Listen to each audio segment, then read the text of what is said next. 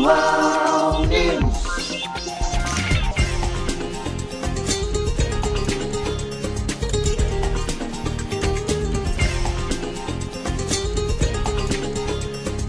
Virtual News.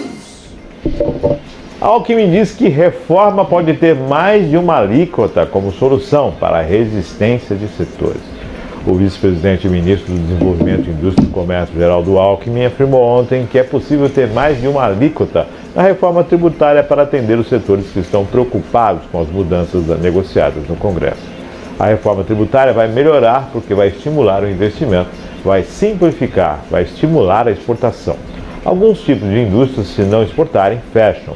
A empresa que exporta consegue avançar mais, disse Alckmin durante o discurso em evento de posse da nova diretoria da Frente Parlamentar pelo Brasil Competitivo, presidida pelo deputado Arnaldo Jardim, do Cidadania de São Paulo. Para alguns setores que estão preocupados, tem solução, resolve.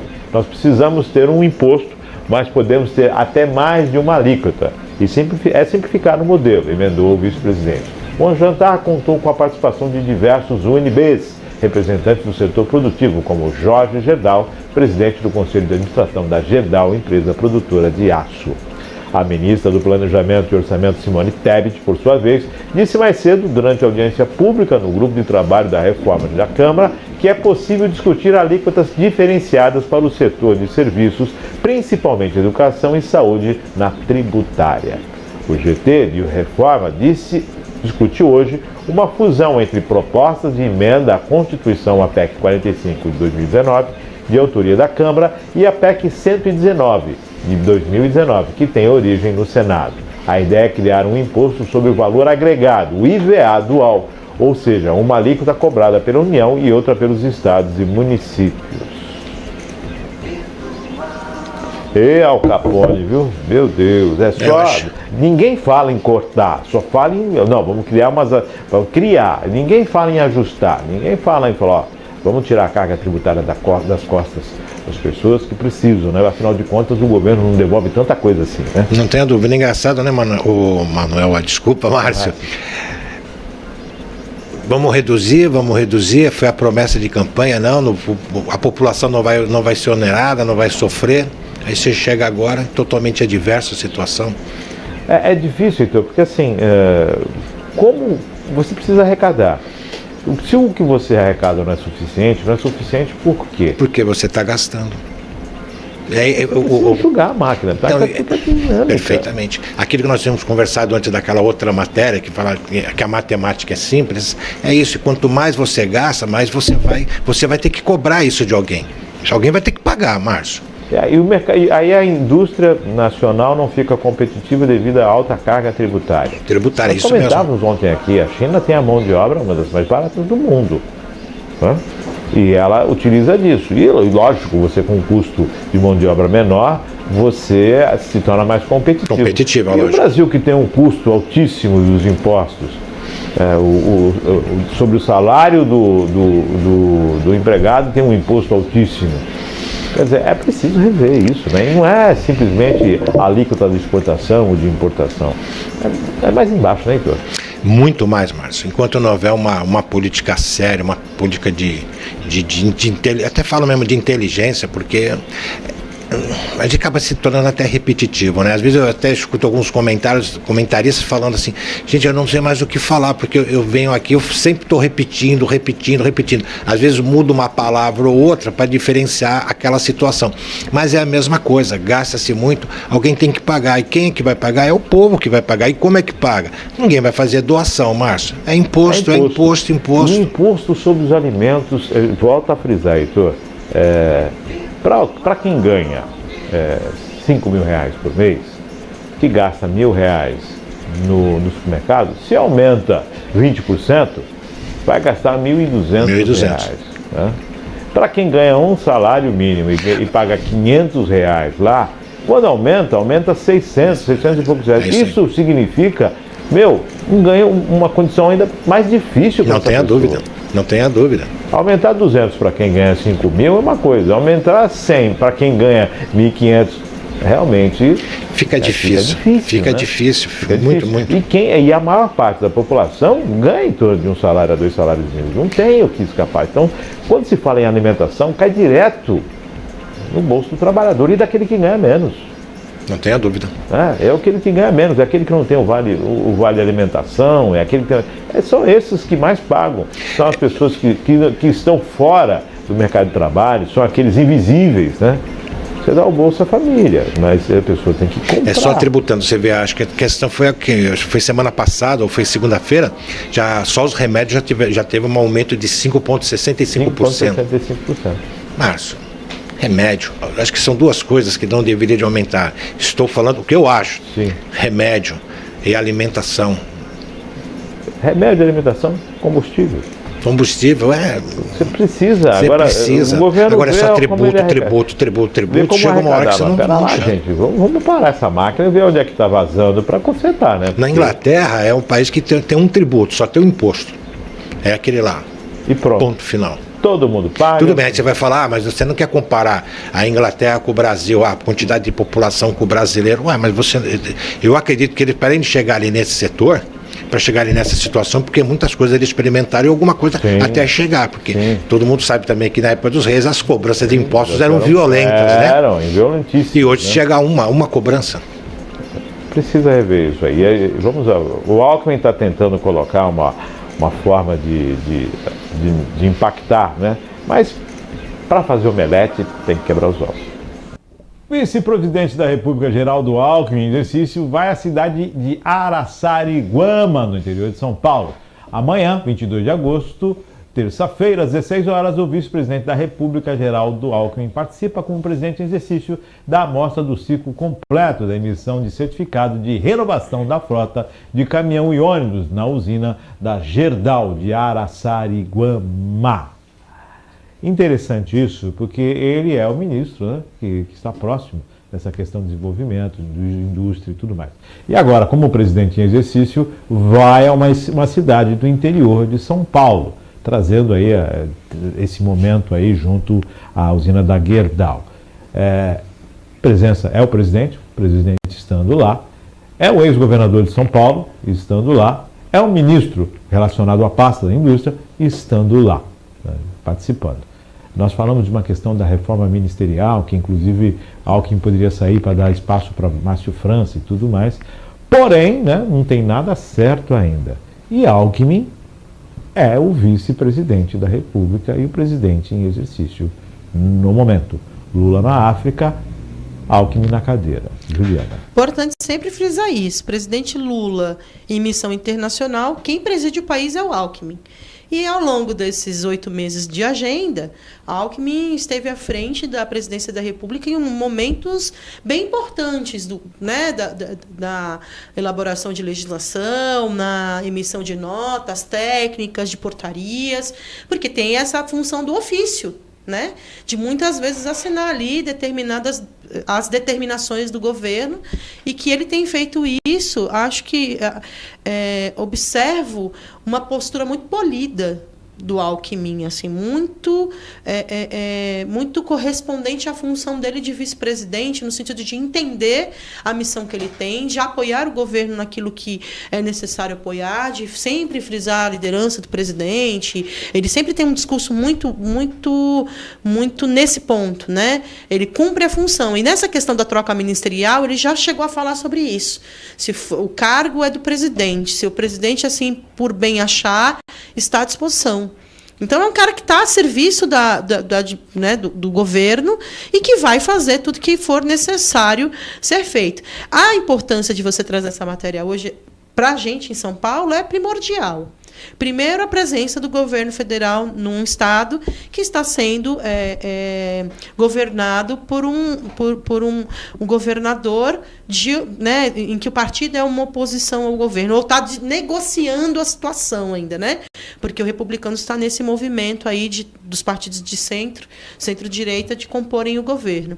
Mas o Tarcísio tem aberto aí também as suas armas, no sentido de se aproximar, porque ele precisa para o desenvolvimento do Estado.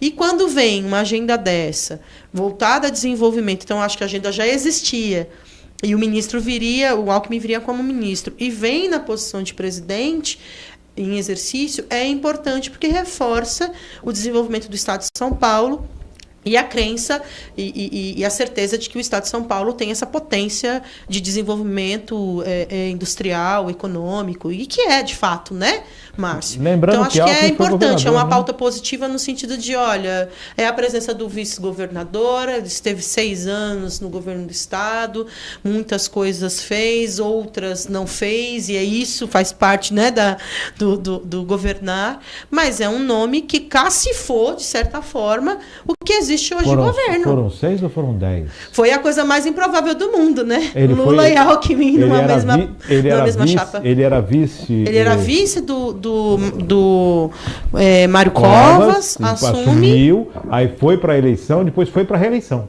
Isso. Então, eu já acho que os dois mandatos... Foram 2 mandatos. Foram 2 mandatos eleitos, né? Mais então fiz a conta errada então, aqui, gente. Foram 10 anos de Alckmin. Fora todos os anos em que foi secretário de Estado, em que esteve, né, nas posições de decisão, da cidadezinha, uma grande cidade aqui. E do que eu tenho acompanhado, o trabalho está sendo feito, né? A questão da pasta que ele é ministro é muito importante, né? O desenvolvimento. Então, acho que traz uma luz de volta para São Paulo, que está meio aí escondido. o primo distante da discussão, do debate político no Brasil, né? Ele foi preso, foi prefeito, me faltou o nome da cidade, quando eu coloquei cidadezinha, quis colocar na questão do conforto, da proximidade, né? Não no diminutivo. Aqui na Dutra, eu esqueci o nome agora, vai me voltar à memória. Espera aí que eu vou achar que aqui. O governador, não sei se é Piratininga, alguma coisa assim. Lembrando que o governador hoje, ele está à frente de um estado que foi governado quase 40 anos pelo MDB e PSDB. E essa composição de todo o estado, é lógico, a máquina ainda é tucana. Embora o tucanato já não olhe para o Alckmin, somente aqueles que são mais afetos, que gostam da pessoa. Porque o movimento político dele, saindo do PSDB e sendo vice do Lula, com certeza afastou ele muito do tucanato. Pindamonhangaba. Foi vereador e prefeito. Prefeito Pindamonhangaba. Eu tive o prazer de conhecer Pindamonhangaba.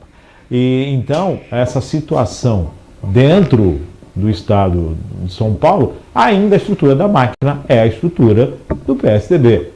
Tarcísio está começando a alterar os concursos, porque se ele alterar tudo, o estado para. Exatamente, é uma máquina muito grande, né, Márcio? Se está funcionando, e não é em 6 meses que vai conseguir alterar isso, não. E outra questão, não vamos longe, o PSDB apoiou o Tarcísio no segundo turno. Então é natural que a base também se perpetue no governo, né? E tem espaço no governo. É um governo, é um partido aliado da atual gestão estadual. E a do Brasil, né? Uma importância muito grande dentro do PIB, dentro da estruturação, dentro da governança.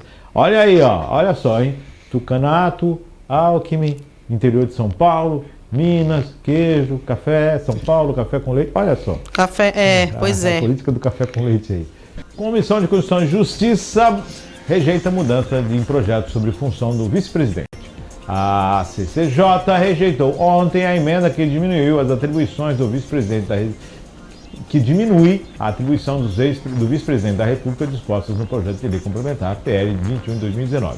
A emenda 3 de plenário do senador Jacques Wagner retirava da proposta a previsão de que o vice-presidente teria competência de exercer outras atribuições que lhe forem designadas pelo presidente da República. Como um voto contrário do relator senador Jorge Cajuru, acatado pelo colegiado, a matéria seguiria seu trâmite no plenário. Segundo Cajuru, a função do vice-presidente deve ser mantida no projeto para evitar lacuna na lei e uma possível judicialização da questão. O vice-presidente da República permanecerá podendo exercer funções atribuídas que lhe forem designadas pelo presidente da República, ainda que não estejam previstas expressamente na lei, pois tal possibilidade decorre do sistema presidencialista e da própria Constituição Federal. A permanência da competência no projeto evitará que a matéria seja eventualmente judicializada, o que transferiria para o Poder Judiciário a decisão que deve ficar no âmbito do Poder Legislativo, defendeu Cajuru.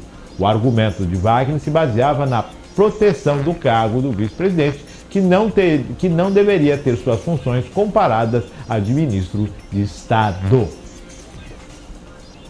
Não é correto considerar que o artigo 79 da Constituição Federal, que trata da função do vice-presidente da República, permita atribuir também o status de ministros do Estado como auxiliar do presidente para toda e qualquer tarefa. O fato de não ser o vice-presidente demissível ad nutum ou a qualquer tempo e o peso político de sua atuação não recomendam que haja tais possibilidades de paralelismo, incentivando pretensões espúrias que possam vulnerar as instituições, disse Wagner em sua justificativa sobre a emenda. Jacques Wagner concordou com a minha discordância. O relator Cajuru. As informações são da agência Senado. As atribuições do vice-presidente já estão constitucionalmente garantidas, né? E essas mudanças aí, afinal de contas, o Alckmin assumiu o cargo de ministro. O Márcio, quando agregou o cargo de ministro. Quando o presidente era o Mourão lá, esqueci, o general vice-presidente Mourão. O Mourão, esqueci o primeiro nome dele. Já havia uma discussão muito grande de qual é a função do vice-presidente. Isso vem lá de trás, né? O vice, ele é muito preterido, ele acaba ficando de lado porque as funções dele, apesar de estarem previstas constitucionalmente, elas não são bem definidas. A função dele é substituir o presidente quando este não puder atuar. Ponto final. Então ele é um reserva, né, de certa forma. Aonde o presidente não puder ir, eu mando o meu vice, que vai me representar. Ele não tem o poder de decisão, porque quem está na ativa sou eu. Mas ele me representa e é a pessoa mais próxima que eu tenho para me poder passar as informações. Isso é no papel. Na prática a coisa é outra, né? Os grupos se reúnem com o intuito de capitanear mais apoio político, né? Então tem um grupo A, um grupo B, um é vice do outro, poder juntar tudo e a gente vencer a eleição. Na prática acontece isso. Você criar atribuições para o vice-presidente, como o Jacques Wagner pontuou bem, e também o Cajuru, apesar deles, viu, que concorda com a minha discordância, né? Então eles concordam e discordam ao mesmo tempo. Ele quer dizer o seguinte, que se você der atribuições fora, você está criando um outro poder de mando. E aí... Entendeu? E vai criar divergência pra caramba. Quem manda mais? O presidente ou o vice? Dependendo do assunto, se cair na pasta que for atribuída ao vice-presidente, quem tem o poder é o vice-presidente. Tá errado. Quem tem que mandar é o titular, é o presidente. Então, o que poderia fazer era melhor, né, delimitar, melhor delinear quais são as funções do vice. Mas a gente já sabe, Márcio, é substituir o titular. Simples assim. Num país melhor, numa composição melhor, nós já tivemos isso no Brasil, né? Deveria ter eleição para vice. Não ter na chapa, ser eleição para vice, ou então o segundo colocado automaticamente é o vice. Você já pensou Lula presidente e Jair Bolsonaro vice? Jair Bolsonaro vice. Não, você é louco. E no passado, Bolsonaro vice Haddad, para com isso. Não, mas por que não? Dilma Aécio Neves, olha que loucura. Fernando Henrique Lula. Então, aí o pessoal ia observar mais o segundo colocado. Aécio, Alckmin, olha que... Não. Lula e Serra, depois Lula e Alckmin, Lula, Dilma e Aécio. Show, hein? Só fera, hein? Não, ia ter lá o Collor e Lula. Collor e Lula. Você já imaginou que composição? Seria um espetáculo, né? Não, força política. Eu acho que esse formato, Márcio. Mas ou então uma eleição específica para vice-presidente. Mas aí dentro de uma composição do que se você criar uma eleição específica, você vai criar essa disputa de poder, que é o que eles estão apontando. Pô, mas eu também fui eleito pelo voto popular. Onde está a soberania do voto? Eu também tenho voz aqui. Também trouxe voto para esse projeto, né? Ele traz voto. Mas se ele for eleito, aí fica... Pô, peraí, os votos dos meus eleitores não vão ter valor? Aí entra a situação da legitimidade do cargo do vice. Exatamente. Sim. Deixa de ser só uma figura, né? Porque é uma figura. Acaba sendo uma figura. Não tem o poder de mando, não tem, como diz o pessoal aqui em Cubatão, não tem a tinta na caneta, né? Não tem. Mesmo sendo vice-presidente, vice-governador ou vice-prefeito. Sim. Né? Fica ali de figura. É por isso que muitos deles acabam. Essa samambaia no canto. Muitos deles acabam solicitando ao presidente, governador ou prefeito uma pasta para que ele possa atuar, né? Ele tenha uma equipe própria, ele possa colocar as ideias dele. colaborar de funcionário, verdade, né, com vira a funcionário gestão. do outro, vira funcionário do outro. Porque o prefeito, ele já tem o seu secretário de governo, o seu chefe de gabinete, que se torna, acho que, a pessoa de maior confiança dele. Eu não posso ir, eu mando o meu assessor político direto. Deveria mandar o vice, Sim. mas na prática não é isso que acontece. Porque o vice ele quer, não quer. Bom, deixa eu falar. O vice quer ser titular, né? Já pensou? Vamos votar no vice, eleição para vice. 10 horas e 51 minutos, ou então aquela do segundo lugar se torna vice. Que acho que é pior, né? Louco. Pior. Alckmin anuncia 741 milhões para as cidades do Rio Grande do Sul afetadas pelo ciclone. O presidente da República, em exercício, Geraldo Alckmin, e uma comitiva de ministros foram ao Rio Grande do Sul ontem e percorreram a região do Vale do Taquaraí, a mais afetada pelas chuvas e inundações. Durante a visita, o presidente anunciou que o governo federal irá disponibilizar 741 milhões em ajuda ao estado do Rio Grande do Sul. O presidente reuniu com prefeitos, ministros e o governador Eduardo Leite. Os recursos serão distribuídos da seguinte forma: 26 milhões para o Ministério da Defesa, para o uso de helicópteros e demais maquinários na região e na busca e reconstrução. 80 milhões para o Ministério da Saúde, que montou um hospital de campanha em Roca, Salles, no Rio Grande do Sul, e a construção de unidades de saúde destruídas, além da atuação das equipes da Força Nacional de Saúde na região. O Ministério de Transportes terá 116 milhões para reconstruir o trecho da BR-116 no quilômetro 96, na região do Rio das Antas. O Ministério do Desenvolvimento e Assistência Social e o Ministério do Desenvolvimento Agrário aplicará 125 milhões no Programa de Aquisição de Alimentos, o PAA. Por meio do Ministério das Cidades, 195 milhões serão usados para a construção de moradias. Já o Ministério da Integração Nacional receberá 185 milhões para a ajuda humanitária e reconstrução de ruas, estradas, limpeza e pavimentação dos municípios. O Ministério da Previdência Social também receberá recursos, ainda sem detalhamento. Por determinação do presidente Alckmin, o governo irá liberar o saque do FGTS no valor de R$ 606.220 para as pessoas atingidas diretamente pelas chuvas. Os recursos já estão incluídos no montante recebido pelos ministérios. Será antecipado também o repasse do Bolsa Família para os afetados, que ocorrerá no próximo dia 18, e do benefício da prestação continuada no dia 25. As prefeituras ainda deverão receber R$ 800 por habitante atingido. Para os interessados, também será liberado o valor de um salário mínimo do BPC. O valor deverá ser pago em até 36 meses sem correção. O governo federal adiou o pagamento de tributos federais. A previsão é que o número de municípios com reconhecimento do estado de calamidade pública na região deverá aumentar de 79 para 88 a partir do decreto que será publicado nesta segunda-feira, dia 11. As informações e a foto é da VPR. Só para fazer uma correção aí, eu não entendi muito essa questão do recurso do governo federal com o FGTS já está incluído. Peraí, o FGTS é do trabalhador, não é do governo federal. O governo federal só autoriza a liberação, mas é do trabalhador. Então não tem recurso do governo federal nenhum aí. Liberar o meu saque do meu dinheiro. Então, pera lá, vamos devagar com a dor aí, né? Não vai colocar no bolo dizendo que tudo é do governo federal, que não é. FGTS é do trabalhador, não é do governo federal. Mas o restante tudo bem, tem mais é que fazer mesmo. O dinheiro é público, tem mais é que está lá mesmo. Não está fazendo nenhum tipo de bondade. Está fazendo o que é necessário para que foi eleito.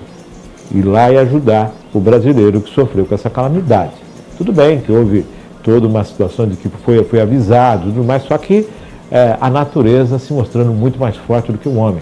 O número de vítimas, né, passam de 43 vítimas, e isso é preocupante. E as cidades destruídas. Então, o governo federal esteve lá, o presidente Alckmin esteve lá, e aí e anunciou a liberação dos recursos. Alckmin e Leite, né? Antigo PSDB se reunindo, né? Então... Tem que dar uma primeiro não pode deixar de dar uma alfinetada, né? Não dá para passar em branco, né? Não. Acho que primeiro a gente precisa falar desse momento que é difícil, né, para o povo gaúcho. Não é a primeira vez, né, em que o estado gaúcho sofre com as chuvas e nem será a última.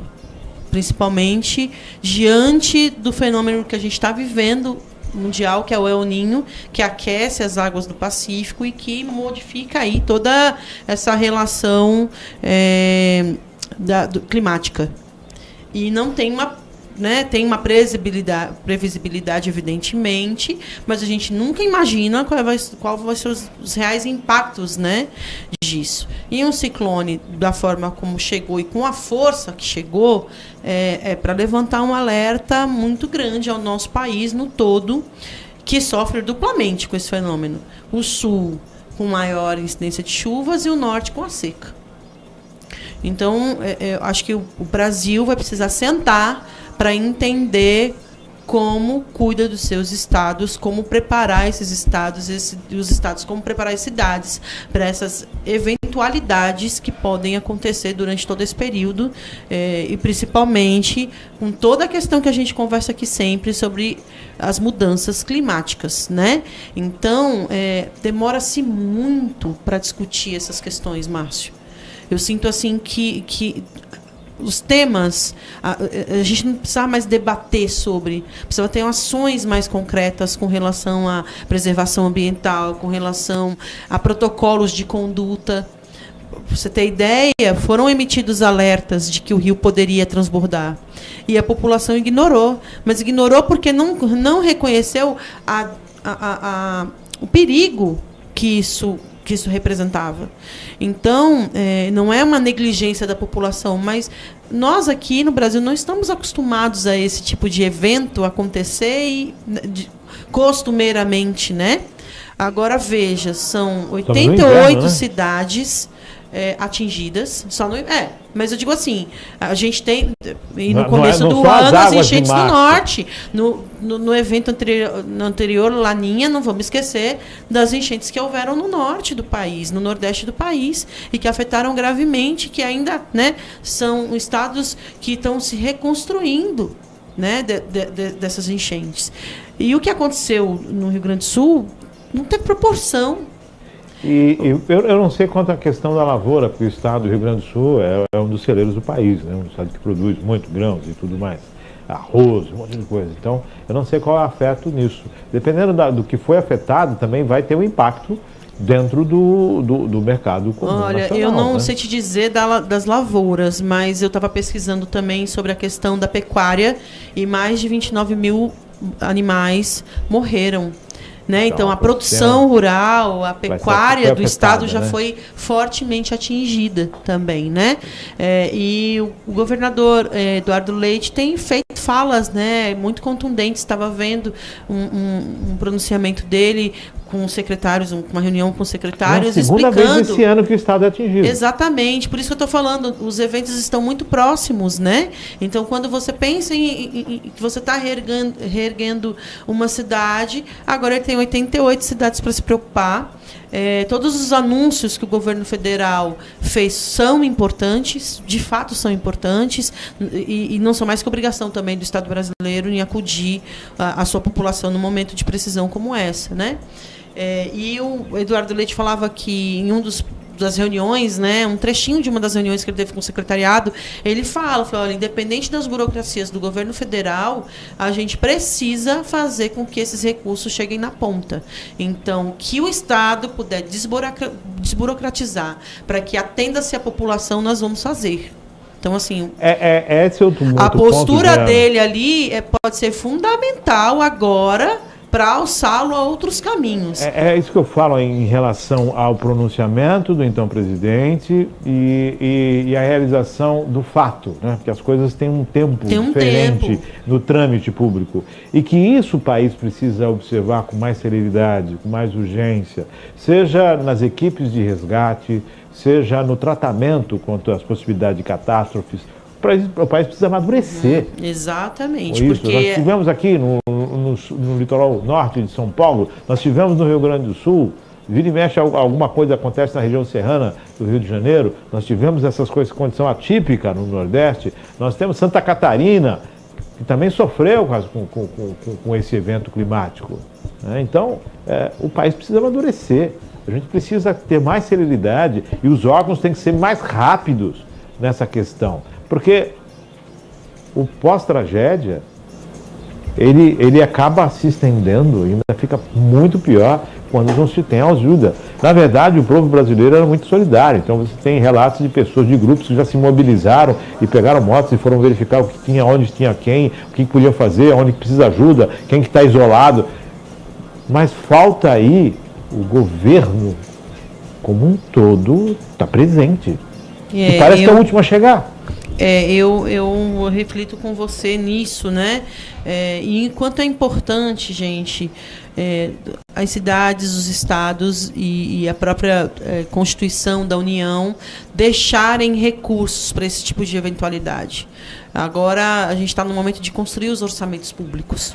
Né? E é fundamental que você tenha reservas. Vamos lembrar aqui um pouquinho que quando o Eduardo Leite assumiu o governo do estado do Rio Grande do Sul, existia-se uma dívida pública enorme, né? Que não sabia até como pagar os funcionários. Eu não sei quais foram os avanços que se deu nisso, mas a fala dele e as ações, né, do governo do estado têm sido contundentes nesse sentido de amparar as pessoas. Então, houve-se ali, de certa forma, um preparo do estado de, olha, eu tenho um caixinha aqui, não é o suficiente, mas eu tenho alguma coisa. E quando o recurso do governo federal vem, ele não vai direto na mão da pessoa. Ele vai para, já foi anunciado, os R$800 serão repassados às prefeituras que pleitearem para repassar para as pessoas que sofreram. E que tanto pode ser um repasse para repassar o recurso total, como pode ser utilizado para melhorias de rua, de casas, enfim. A gente não sabe muito bem como é que vai ser a aplicação desses recursos, fora os recursos ministeriais, né? Então tem uma preocupação muito grande do que vai chegar na ponta. Por isso que o governador faz essa fala, olha, independente da burocracia, nós vamos ter que fazer o recurso chegar. Né? E imagina, 490 municípios, acho que é 495 que tem o Rio Grande do Sul. E 88 afetados, 20%, toda uma região. Mais de 20%, uma região inteira. É um alerta muito grande, fora a questão de moradia das pessoas, as vidas que se foram, ainda há desaparecidos, principalmente em Mussum, que é a cidade, né, que foi mais afetada. E a questão da pecuária, da lavoura, que certamente foram perdidas, né, ali naquela região. Comércio, indústria perdendo maquinário, foi invadida pela água, perdendo maquinário, água perdendo tomou tudo. conta, a gente vê alguns vídeos de pessoas, água a 2 metros de altura. Você chegou a ver um dos vídeos, impressionante, era uma câmera que filmava a ponte, de repente já mostra a água no nível da ponte, cobre a ponte, daqui a pouco está a 3, 4 metros da câmera e cobre a câmera. Você tem uma ideia, o volume de água. Do volume de água. Então, assim, não é algo que dá para prever. Não dá mesmo. Mas como se faz num momento como esse? E aí a gente observa essa questão. E eu estou perguntando porque eu não tenho resposta, viu, Márcio? E aí é aquela questão orçamentária. O governo federal tem que se preparar no orçamento para essas questões, tá? Por isso a gente fala, orçamento é coisa séria, reforma tributária, mas isso a gente vai falar depois. A meta fiscal de 2024 está em discussão e não foi definida, diz Alckmin. A meta fiscal para o próximo ano ainda está em discussão, disse nesta segunda-feira, ontem, o vice-presidente da República e ministro do Desenvolvimento, Indústria, Comércio e Serviços, Geraldo Alckmin. Fixada em 0 pelo novo arcabouço fiscal, com margem de tolerância de 0,25 ponto percentual do produto interno bruto, o PIB, para mais ou para menos, a meta do resultado primário pode ser mudada após o presidente Luiz Inácio Lula da Silva dizer que ela dificilmente será cumprida. Segundo Alckmin, o governo ainda não tem um prazo para definir o tema. Se vai ser o ano que vem, se vai demorar mais 6 meses, se é 0 do PIB, se é 0,5 do PIB, ainda é uma questão a ser discutida, mas o esforço todo será na linha de zerar o déficit fiscal e depois ter superávites fiscais sucessivos, afirmou o vice-presidente após encontro com o presidente do Banco Interamericano de Desenvolvimento, BID, no Palácio do Planalto. O resultado primário representa o déficit ou superávit das contas do governo sem os juros da dívida pública. Embora a meta fiscal de 2024 possa ser alterada para um déficit de 0,25 ou de 0,5 do PIB, nas próximas semanas, por meio de uma mensagem modificativa ao projeto de Lei de Diretrizes Orçamentárias, a LDO, o vice-presidente afirmou que o governo está comprometido com a responsabilidade fiscal e que o presidente Lula ressaltou uma preocupação com eventuais turbulências internacionais que perturbem a economia brasileira. O governo tem compromisso com o arcabouço fiscal.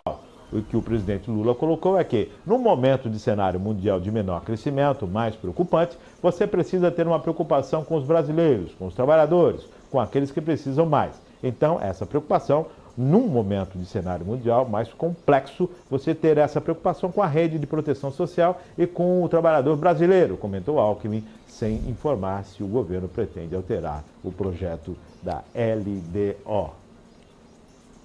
Saia justa, saia justa, saia justa. Então o ex-governador de São Paulo acaba assumindo aí como protagonista e vai à frente, ou seja, manda a bola quadrada, mata no peito e se vira. Até porque o ex-governador, não, o vice-presidente não pode cair. Não tem como cair, não tem como fritar. A não ser que a chapa caia. Ele não tem como cair. Agora, o ministro da Fazenda, eu acho que já caiu. Claro que não vai ser anunciado isso antes de se votar, aprovar a LDO, antes de aprovar o orçamento para o ano que vem, antes de acertar essa situação toda da meta fiscal. Então, agora eu acho que é só pelo que... quando o líder faz um pronunciamento, porque para mim, o que eu entendi com a mensagem de quando o presidente falou que dificilmente...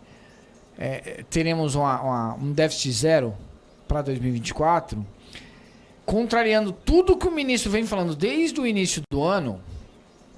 O ministro faz parte desse mesmo governo, liderado pelo líder que fez essa declaração.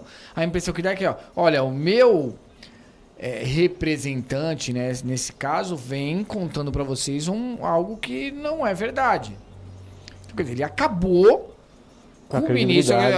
com a credibilidade do ministro da Fazenda. É mais ou menos por aí. Então, qualquer coisa que aconteça aí é diferente do déficit zero, realmente vai deixar meio que, olha, ele sabia que, só que ficou enganando vocês. A mensagem que foi passada foi essa, foi talvez não dessa maneira, mas de forma grosseira nesse sentido. A gente sabe que tem... eu entendo, claro que de uma forma muito política, muito polida, é característica do Geraldo Alckmin, desde sempre. É um político nato, que iniciou aos 19 anos de idade como vereador e está aí até hoje. Então, quer dizer, o cara é um cara que conhece de política, que tem uma boa oratória, um bom discurso. É claro que precisamos ajudar, só que, como você falou, Márcio, orçamento é matemática. A gente não pode criar despesa sem tirar o dinheiro no bolso. Então você não pode... mas sim, então a gente cria um fundo, a gente cria outras alternativas. E não fica devendo mais... Aquela coisa da superestimativa. Vou superestimar o orçamento, porque aí... É isso aí. É isso aí. Então, quer dizer, isso é uma manobra fiscal que, inclusive, é condenada... Uma pedalada. Exatamente, é condenada pelos princípios da administração. Então, a gente tem que ter responsabilidade. Eu quero aumentar o benefício. Tá, eu quero aumentar e eu vou aumentar quando eu puder aumentar. E não quando eu quiser aumentar. E é isso, infelizmente, é isso que o governo tem feito desde o começo do ano. Não, eu quero, eu vou fazer. E não é assim que funciona. Eu quero, eu vou fazer quando eu puder fazer. O que a gente deixa claro aqui é que muitas pessoas ficam, poxa, vocês criticam o Lula. Não, nós estamos discutindo a forma que o Estado está lidando com a situação. Correto. E podia ser o presidente... Qualquer que for. Podia ser quem quer que Podia ser o Biden governando o país. A crítica ia ser da mesma forma. A estratégia. Da mesma forma. É isso aí. A estratégia que a gente está criticando aqui. Tanto é que nós falamos agora do prestígio do governador do estado de São Paulo, que entra nessa rodada agora. Nem a Tebet, que é ministra do Planejamento, fez o comentário, foi entrar nessa bola dividida. Teve que o vice-presidente, opa, peraí, deixa eu assumir isso aqui, então, pra gente acalmar as situações. E tentar dizer passar um que, pouco de credibilidade. não foi bem assim, foi isso, mas não foi isso. É verde, mas não tão verde, é verde mais claro. Tentar contornar essa situação, porque realmente, vou dizer que o presidente foi infeliz na declaração, por ele ser verdadeiro, ser espontâneo, foi uma situação em que ele falou e foi. Quer dizer, esse acabou fritando o Haddad. Exato. O Haddad, não só o Haddad, como a equipe. Porque, como você bem falou, o planejamento também defendia a ideia do déficit zero. Todos defendiam. Então, quer dizer, para mim, quem mudou a estratégia no meio do jogo foi, assim, posso estar enganado, tá, Márcio? Mas pelo que percebe-se, a equipe toda a equipe toda econômica tratava a situação dessa forma. Eu tenho certeza que eles não tiraram isso, não criaram essa ideia, falaram, vou fazer de forma arbitrária sem o meu líder ter sequer ciência. Então, o presidente conhecia a situação. E aí, de repente, o presidente faz uma declaração totalmente contrária do que planejamento e fazenda vinham trabalhando. Peraí, alguma coisa... Tanto é verdade que quem precisou intervir para tentar passar a credibilidade e falar, não, olha, a gente está alinhado e vamos... foi o vice-presidente. Então, quer dizer, a impressão que dá é que não há sincronismo, que não é o mesmo time, que não estão falando a mesma língua. E com isso, todo esse abalo, a Alckmin acaba protagonizando. Eu lembro aqui, várias vezes a gente vem comentando aqui, que Fernando Henrique Cardoso foi ministro da Fazenda, né? E com o Plano Real alçou aí a presidência e foi eleito, né? A disputa presidencial. Quer dizer, é uma cadeira que, dependendo das situações, acaba colocando um sucessor à presidência. E no caso agora ela serviu justamente para o contrário, né? Salvo engano, lógico, estamos ali no primeiro ano de mandato ainda do governo Lula e queremos sucesso no país e o sucesso econômico, sucesso em todas as áreas. Exato. Só que ninguém aqui é infantil achar que o Brasil vai mudar 100% em 4 anos. Não, isso é algo gradativo, né? E a gente aguarda aí umas mudanças positivas ao longo desse período. Só que, politicamente, a situação afeta a Haddad, inclusive para uma possível candidatura a uma prefeitura, como a de São Paulo ou qualquer outro lugar. Essa situação fica bem difícil. Agora, a Alckmin entra como protagonista da situação. E se acalmar os olhos. Já vem com essa questão do BID, já vem, quer dizer, está ganhando espaço na mídia também e espaço no governo. Exatamente. Alckmin defende alternativa para desonerar a folha de pagamento. O presidente exercido e ministro do Desenvolvimento, Indústria, Comércio e Serviços, Geraldo Alckmin, disse que uma nova proposta para a desoneração da folha de pagamento deve ser discutida após a aprovação de uma reforma tributária no Congresso Nacional. Em reunião com representantes de diversas entidades do setor privado, Alckmin informou que após a viagem do ministro da Fazenda, Fernando Haddad, e do presidente Luiz Inácio Lula da Silva aos Emirados Árabes, a ideia é de se debruçar sobre essa questão para apresentar uma proposta para os setores que estavam sendo beneficiados com a desoneração da folha. O grande desafio do mundo vai ser o emprego e renda, não só nosso, mas mundial. Então, a gente deve procurar, pós-reforma tributária, buscar caminhos, e nós podemos discutir isso, para a desoneração da folha que já existe hoje na área rural para a pessoa física e não teve perda de receita. Você só muda a fonte de contribuição, disse Alckmin. Em reunião da instalação do Fórum MDIC do Comércio e Serviços, Alckmin disse que, quando era deputado federal, foi relator da legislação que estabelece que pessoas físicas na área rural não paguem contribuição previdenciária sobre a folha, mas sim um percentual na venda do produto. Para você estimular o emprego, estimular a formalização, explicou o presidente em exercício. Na reunião, Alckmin também disse que o governo estuda uma nova versão do programa Desenrola, que possibilita a renegociação de dívidas para beneficiar também as empresas. Estamos discutindo o Desenrola Empresas também, para ajudar as empresas que tiveram dificuldades e podem sair, disse, lembrando que o programa do governo já beneficiou quase 2 milhões de pessoas que deixaram de ser negativadas e voltam a ter crédito. O Fórum MDIC, do Comércio, Indústria e Serviços, é formado pela Secretaria do Ministério e por 26 entidades representativas do setor privado, como a Associação Brasileira de Supermercados, a ABRAS, Confederação Nacional de Dirigentes e Lojistas, a CNDL, a Associação Brasileira de Bares e Restaurantes, a Brasel, e a Associação Brasileira de Comércio Eletrônico, a ABCOM. O objetivo do fórum é a troca de informações entre os setores públicos e privados para identificar as políticas que afetam a competitividade e a produtividade do setor, bem como as necessidades e medidas de fortalecimento do comércio e serviços. As informações são da Agência Brasil. Bom, tá aí. Presidente em exercício, desoneração da folha, que vai até dezembro. Né? Até dezembro tem a desoneração. Depois disso, volta tudo ao que era antes, se não for derrubado o veto. O que impacta? Quase 1 milhão de postos de trabalho podem ser extintos. Porque quando desonera a folha, ele paga de 1 a 4,5% sobre o bruto. Quando você tem a oneração da folha, você tem um percentual, acho que 20% sobre a contribuição no funcionário. Então a tua folha de pagamento ela vai crescer mais 20% direto. Isso 20% em horas extras, isso em tudo. E claro, isso representa afeta direto o caixa do empresário. Já estava na desoneração, agora volta para o outro, então a conta volta antiga e fecha a porta de trabalho, porque é isso que vai acontecer. Então, a discussão dessa desoneração, eu acho que está tardia. Não deveria ter sido discutido antes do veto. Por que não colocaram a proposta antes? Agora já vetou. O Senado dá toda a pinta que vai derrubar o veto. Mais ou menos, né, Márcio? Você entrou num ponto muito importante. Por que não foi colocado antes? De bobo, o PT e o governo de esquerda que está hoje atualmente, né, não tem nada. Por que não foi colocado antes? Para poderem barganhar. O que se diz nos bastidores é que haverá um grande pacotão. O que temos no Congresso hoje? A reforma tributária. Vai ser fatiada, não vai? Alguns pontos vão ser tirados, outros não. Como é que vai ficar? O governo quer que a reforma tributária passe a qualquer custo, seja, né, resolvido tudo ainda esse ano. Então, o que fez? Isso que diz os bastidores. Vamos veta tudo, a desoneração da folha, e joga tudo lá para podermos barganhar. Vocês querem a desoneração da folha?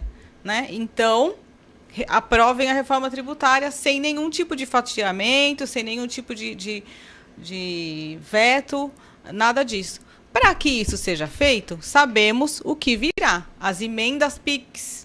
Esqueceram do tal orçamento secreto que criticavam e tudo mais, que esse governo seria o exemplo de probidade, que não haveria emenda? Tudo balela. As emendas PIX continuam acontecendo e certamente vão acontecer nesse caso que eu estou falando. A matéria fala, o ministro Haddad deixou claro, vai aguardar a tramitação da reforma tributária para depois enviar uma nova proposta de desoneração da folha. Então, o que é isso? É uma espécie de chantagem. Aprovem a reforma tributária para então podermos, né, falar da desoneração ou jogar um pouco mais para frente e deixar a lei valendo aí por mais um tempo. Mas, Denise, eu entendo o que você está comentando, mas falta mais um nesse tabuleiro, que é o empresário, que tem a força dele agora, porque tem o lobby político e tem, claro, a sua bancada também no Senado. Então, o empresariado aí também tem a força agora, porque o que está em jogo é o veto está lá. Se derrubou o veto, acabou o problema. Sim. Ela segue. Sim. Vai se propor. Aí você muda a situação. Além dos empresários, verdade, né, que certamente vão se manifestar, a gente já vê nas redes sociais, vários setores fazendo manifesto, isso eu vi hoje de manhã. Agora, é muito curioso, porque um setor que eu não vi se manifestar são os sindicatos. Não é engraçado? Afinal, se a desoneração realmente terminar no dia 31 de dezembro, nós assistiremos demissões em massa. Um milhão de postos de trabalho. Os empresários não vão conseguir pagar essa conta. É bom dizer que a desoneração vem desde 2011. Não é uma coisa assim, foi feito no governo passado para apadrinhar. Não, desde 2011 que essa desoneração acontece e isso fomentou muitos trabalhos, sim.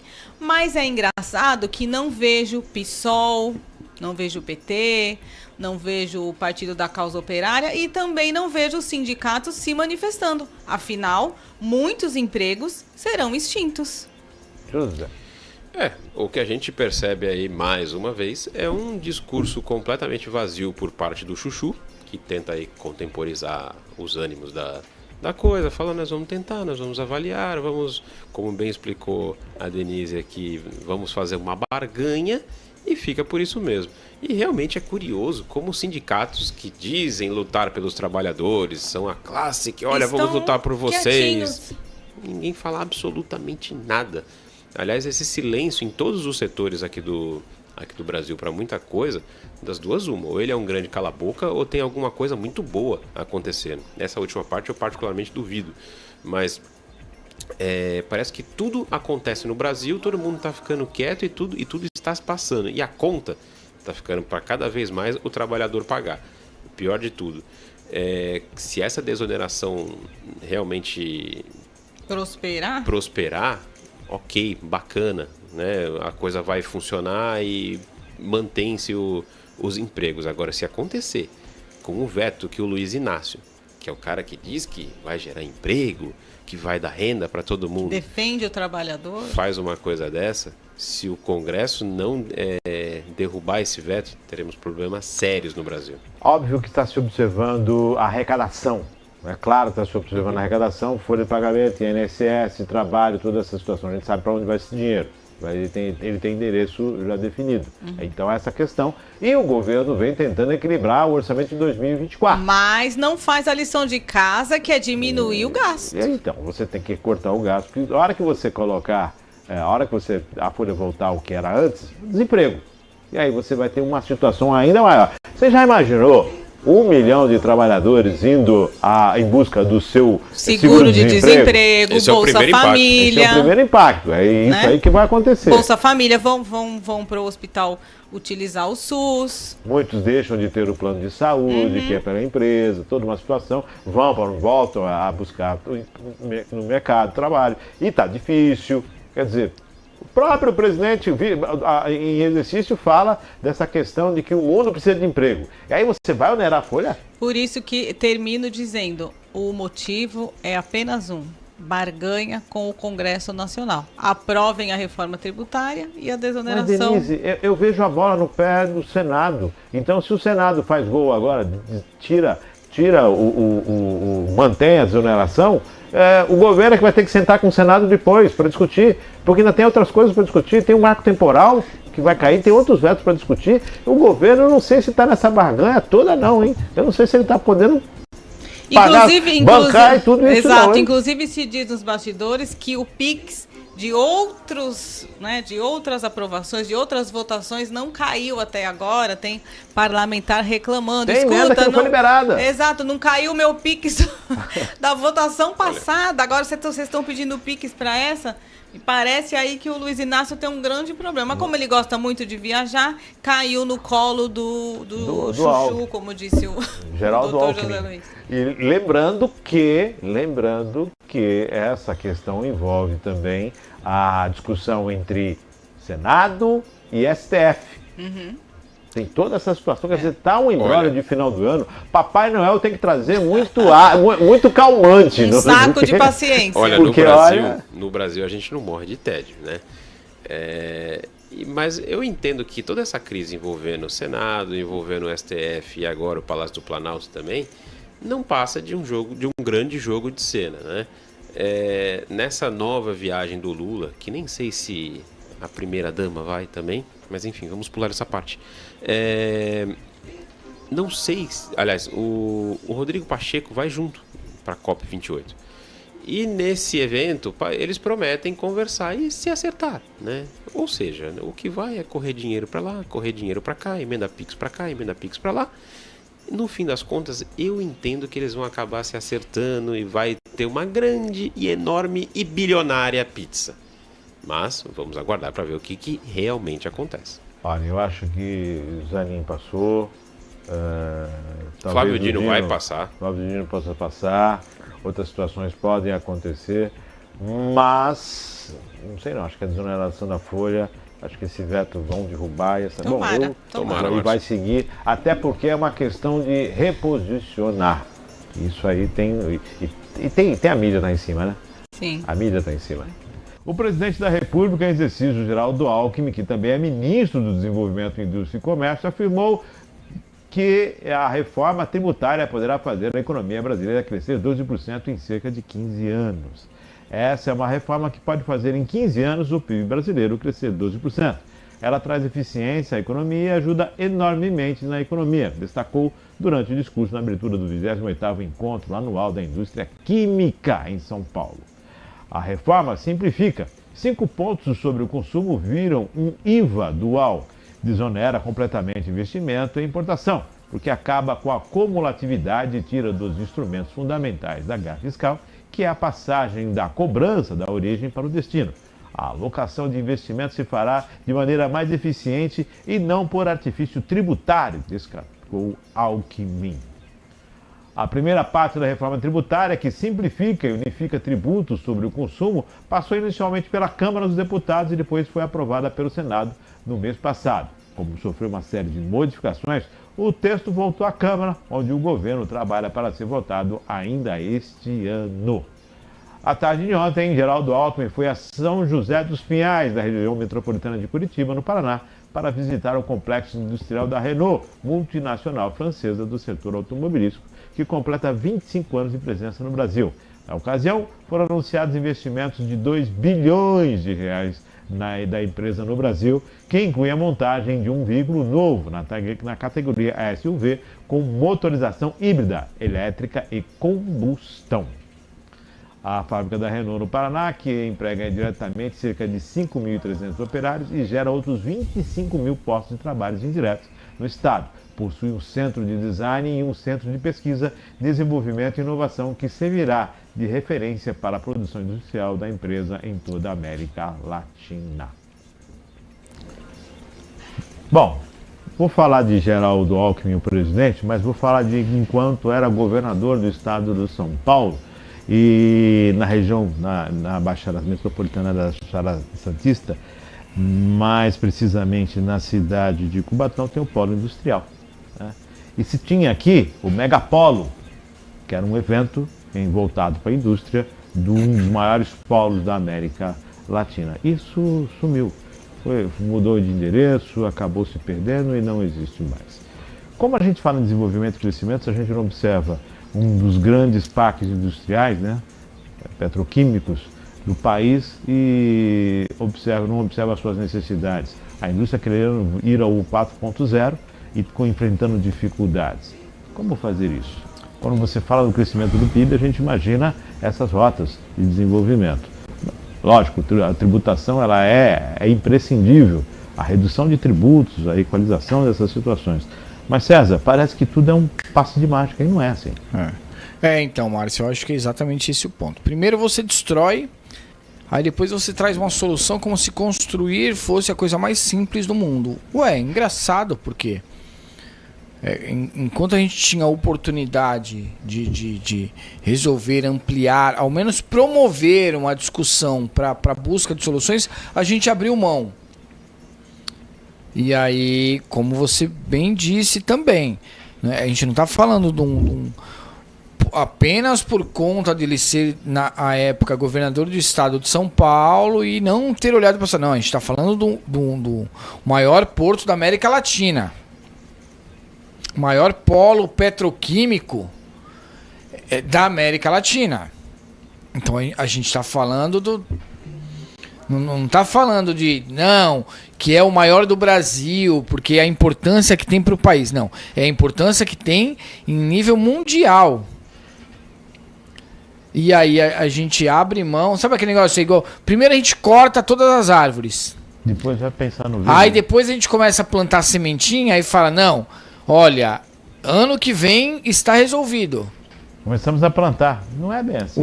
Na verdade é que a gente derrubou e agora a gente precisa plantar. Então, como eu disse, Pô, legal, a reforma tributária aí, acredito que vai trazer alguns benefícios, mas ainda precisa ficar claro, nessa proporção, um crescimento de 12%, precisa ficar claro de onde vai surgir isso, porque ninguém ainda tem essa esperança, essa confiança toda num crescimento. Tanto é que a gente está comemorando um crescimento de 0,1 no PIB no trimestre, porque a previsão era de 0,9 para trás. Então, peraí, Márcio, que otimismo, assim, será que é excesso de otimismo? Será que é algo que ninguém ainda está enxergando? Será que é um visionário a ponto de falar, estou à frente de... Mas outra preocupação, quem vai estar à frente do país no próximo 4, 8 e 12 anos, né? Já que se projetou para 15. Sim. Então se imagina que já seja o primeiro ano desse curso, serão 16 anos, 4 mandatos, né?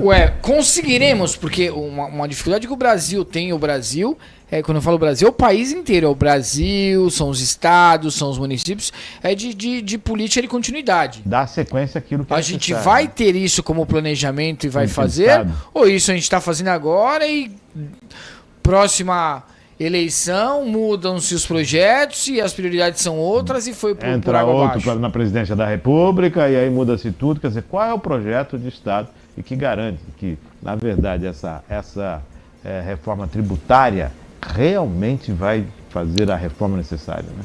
A expectativa é essa, qual é a política de Estado de tudo isso? Ninguém está torcendo contra a reforma, muito pelo contrário, o que a gente quer é que ela seja o quanto mais exímia possível e mais séria possível. E especialmente clara. Sim, a transparência, quando a gente fala de economia, a transparência é o que traz segurança. E a gente ainda não está conseguindo ter isso, esse que é o problema maior, né? Segurança, transparência, equilíbrio fiscal, contas públicas, déficit, atendimento à população, educação, saúde, habitação, transporte, estrutura do país, são enormes, são vários pontos, né? Tudo isso saindo de um único imposto. Tem que se valorizar o dinheiro público. Acho que começa por aí, corta as gorduras, corta os gastos, e aí começa essa valorização do dinheiro público, economiza.